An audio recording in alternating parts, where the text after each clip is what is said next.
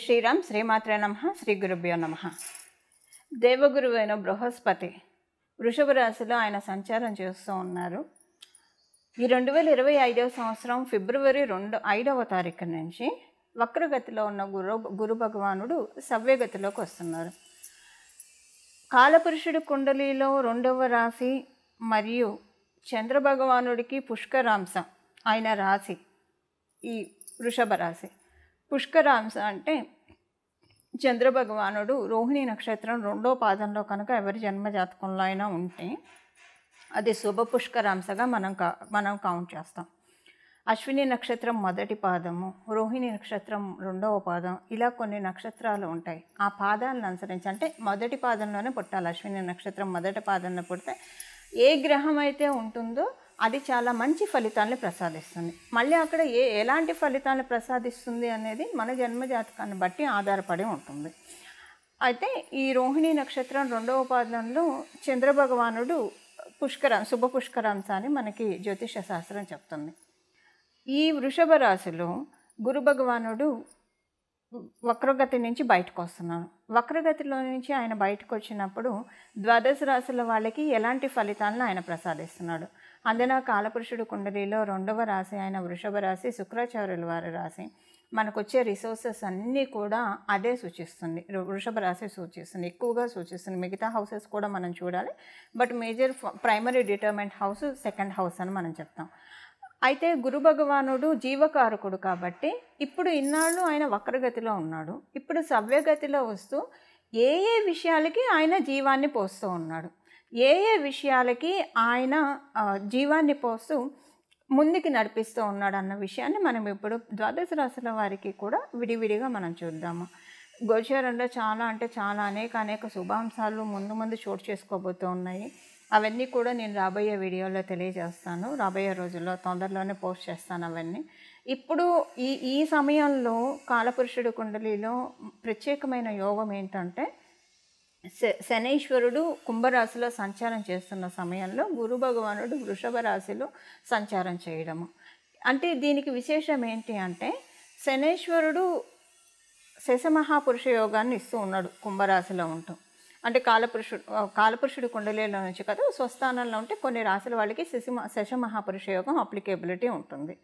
అయితే ఇదే సమయంలో ఎప్పుడైనా ఏదైనా మనకు ఏ గ్రహమైనా యోగాన్ని ఇవ్వాలంటే ఎప్పుడైనా ఇమీడియట్గా అడ్డుపడే గ్రహము శనీశ్వరుడు, కర్మకారకుడైన శనీశ్వరుడు. వీళ్ళకి పూర్తిగా మంచి కర్మ లేదు, ఎందుకు ఇస్తున్నావు అని ఆయన క్వశ్చన్ చేస్తారు.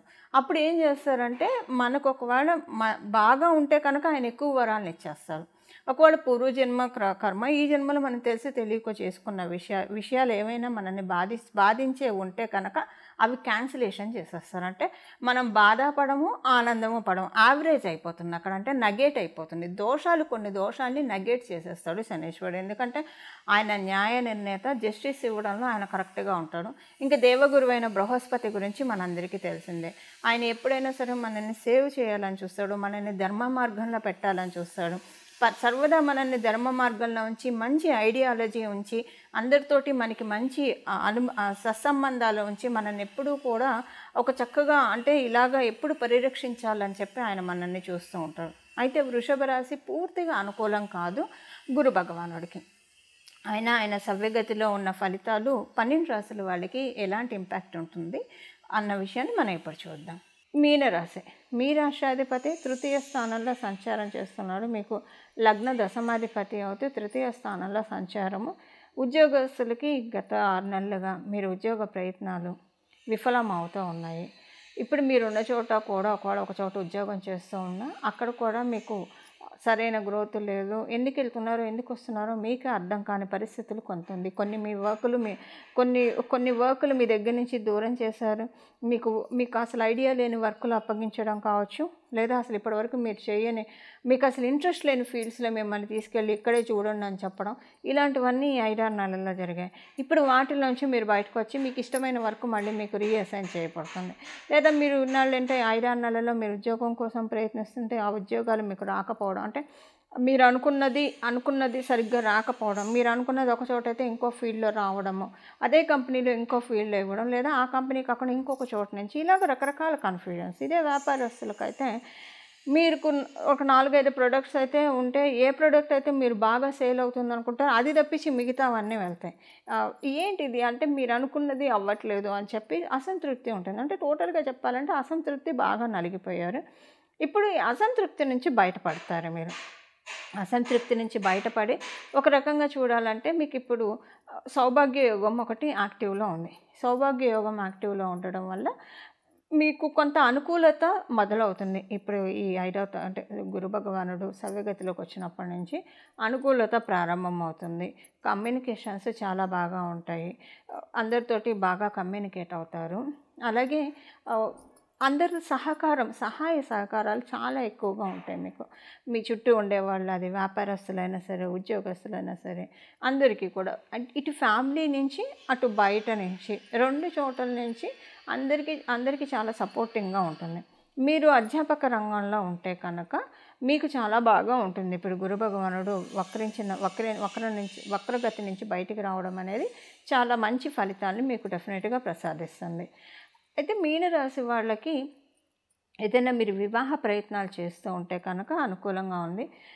మీరు ఏదన్నా అంటే ఎగ్జామ్స్ రాస్తూ ఉంటే హైయర్ ఎడ్యుకేషన్‌కి సంబంధించిన ఎగ్జామ్స్ రాయాలని అనుకున్నా, లేదన్నా ఒక మంచి కోర్సు స్టడీ చేయాలని అనుకుంటే కనుక ఇది చాలా మంచి శుభ సమయము. గురు భగవానుడు ఆశీస్సులతోటి మీరు చేస్తే, ఎందుకంటే ఆయన మీకు లాభస్థానం మీద ఆయన శుభదృష్టి పెట్టాడు. దానివల్ల ఏంటంటే ఇప్పుడు మీరు చేసే ప్రయత్నాలు, ఇప్పుడు ఏదైనా చదువు ఎందుకు చదువుకుంటాం, మన కెరియర్ బాగుండడానికి, ఫ్యూచర్ బాగుండడానికి. అలా మీ వృత్తిపరమైన జీవితం బాగుండాలంటే దానికి సంబంధించిన గ్రౌండ్ వర్క్ ఇప్పుడు చేయండి, చాలా బాగా ఉంటుంది. అలాగే వివాహ ప్రయత్నాలు చేయడానికి ఆయన పంచమ దృష్టితోటి మీ రాశిని మీ సప్తమ స్థానాన్ని చూస్తున్నాడు. వివాహ ప్రయత్నాలు చేయడానికి చాలా అనుకూలంగా ఉంది, మంచి సంబంధం దొరుకుతుంది. అలాగే ఆయన సప్తమ దృష్టితోటి మీకు మీ నవమ స్థానాన్ని చూస్తున్నాడు. మీ తండ్రి గారికి మంచి శుభ సమయం. మీకు కూడా కొన్ని మంచి కొన్ని మంచి వార్తలు వింటారు, శుభవార్తలు వింటారు. మీకు అనుకూలంగా ఉండే విషయాలు కూడా చాలా చూస్తారు. ఇది మీనరాశిలో పుట్టిన వాళ్ళకి గురు భగవానుడు సవ్యగతిలో ఉంటే ఇచ్చే ఫలితాలు. గురు భగవానుడు సవ్యగతిలోకి వచ్చినప్పుడు ఇచ్చే ఫలితాలను ఇప్పటిదాకా మనం చూసాము. ద్వాదశ రాశుల వాళ్ళు చేసుకోవాల్సిన పరిహారం ఏంటి అంటే, ఏ స్తోత్రం చదువుకోవడం వల్ల గురు భగవానుడు ఇప్పుడు 12 ఏళ్ళు గురు భగవానుడు ఈ సవ్యగతి ఇంకా బాగా మీ జన్మజాతకంలో గురుబలం ఉన్నా లేకపోయినా కూడా మీరు చక్కగా తీసుకోవచ్చు. ఈ విషయాన్ని మనం ఇప్పుడు ఒకసారి చూద్దాము. ఇది మనకి స్వామి గురు భగవానుడు అంటేనే గురుమూర్తి, మనందరికీ తెలుసు. ఆయన ఉన్నది శుక్ర రాశిలో కాబట్టి అమ్మవారిని మనం ఆరాధించాలి. అమ్మవారిని గురుమూర్తి రూపంలో ఆరాధించాలి. ఆ నామాలు ఏంటి ఇప్పుడు మనం చూద్దాం. అంటే అమ్మవారిని గురు రూపంలో మనం ఆరాధించాలి. ఇప్పుడు శుక్ర భగవానుడు అంటేనే అమ్మవారు.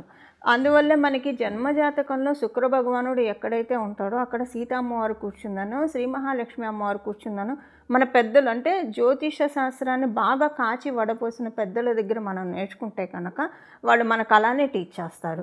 ఇక్కడ శుక్ర భగవానుడు అని వాళ్ళు చెప్పరు, ఇక్కడ సీతమ్మవారు కూర్చుంది, ఇక్కడ శ్రీ మహాలక్ష్మి అమ్మవారు కూర్చుంది ఈ చార్ట్లో, అంటే ఈ ప్లేస్లో అని చెప్తారు. అలాగే 12వ స్థానానికి వచ్చేసరికి వాళ్ళు ఏం చెప్తారంటే, 12వ స్థానం అంటే సహజంగా లాసెస్, వ్యయము, ఖర్చు ఇలా రకరకాలుగా ఉంటాయి. అందులో కూడా చాలా మంచి విషయాలు ఉంటాయి. గిఫ్ట్ డీడ్స్ ఉంటాయి 12వ స్థానం నుంచి. గిఫ్ట్ డీడ్స్ ఇప్పుడు ఎందుకు నేను 12వ స్థానాన్ని ప్రత్యేకంగా తీసుకున్నాను అన్న అంశాన్ని నేను మీకు చెప్తాను. 12వ స్థానం గిఫ్ట్ డీడ్స్. అలాగే 12వ స్థానం మన ఫారెన్ ట్రావెల్స్ని సూచిస్తుంది. అలాగే ఎక్స్పోర్ట్ అండ్ ఇంపోర్ట్స్ని సూచిస్తుంది 12వ స్థానము. ఇంకా మేజర్గా మనకి అంటే జ్యోతిష శాస్త్రాన్ని ఎవరైతే అమ్మవారి ఉపాసన అంటే బాగా తపస్సులాగా తీసుకుంటారో వాళ్ళు ప్రతి ఒక్క హౌస్ను కూడా బ్యూటిఫుల్గా చూస్తారు.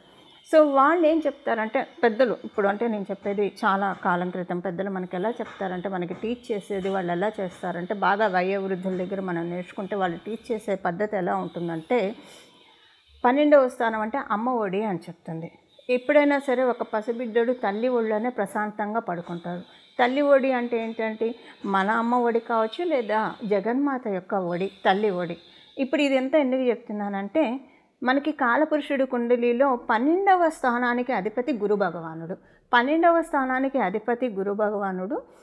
ఇన్ని విశేషాంశాలు కూడుకున్న గురు భగవానుడు మనం ఇప్పుడు ఈ నామాన్ని జపించడం వల్ల అమ్మవారికి సంబంధించిన ఇప్పుడు మనం తెలుసుకోబోయే ఈ నామాన్ని జపించడం వల్ల అంటే గురు భగవానుడిని మనం అమ్మవారు గురు రూపంలో వస్తే ఎలా ఆరాధిస్తామో అలా ఆరాధించడం వల్ల ఇందులో ఒకటి మనం సరస్వతి అమ్మవారి పూజ చేసుకోవచ్చు ప్రతిరోజు, లేదా గాయత్రి అమ్మవారి మగవాళ్ళైతే గాయత్రి మంత్రాన్ని జపించడం కావచ్చు, లేదా అష్టోత్తర శతనామావళి గాయత్రి అమ్మవారి అష్టోత్తర శతనామావళి చదవడం, లేదంటే ఇప్పుడు మనం తెలుసుకోబోయే ఈ నామాన్ని జపించడం వల్ల దీనివల్ల ఏమవుతుందంటే మనకి వ్యయస్థానం కనుక ఇప్పుడు మనకు ఒక మంచి అవకాశము.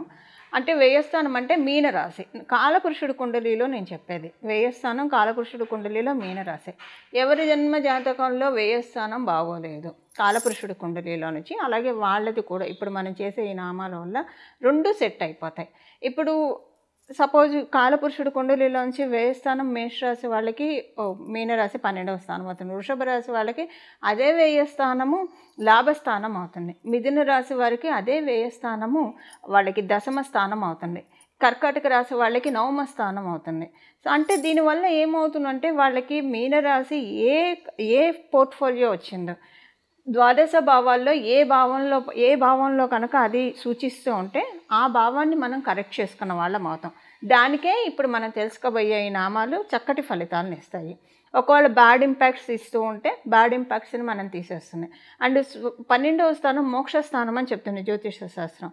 మోక్షస్థానం అంటే ఏంటంటే ఇప్పుడు మోక్షం అంటే ఒకటే మోక్షం అని కాదు, మనకున్న కష్టాల నుంచి కూడా మనకి మోక్షం కలగాలి, మనకున్న బాధల నుంచి కూడా మనకి మోక్షం కలగాలి. అది కలిగినా కూడా మనం లిబరేట్ చేస్తుంది 12th హౌస్ మనల్ని లిటరల్గా లిబరేట్ చేస్తుంది మన చుట్టూ ఉన్న బ్యాడ్ సిచ్యువేషన్స్ నుంచి.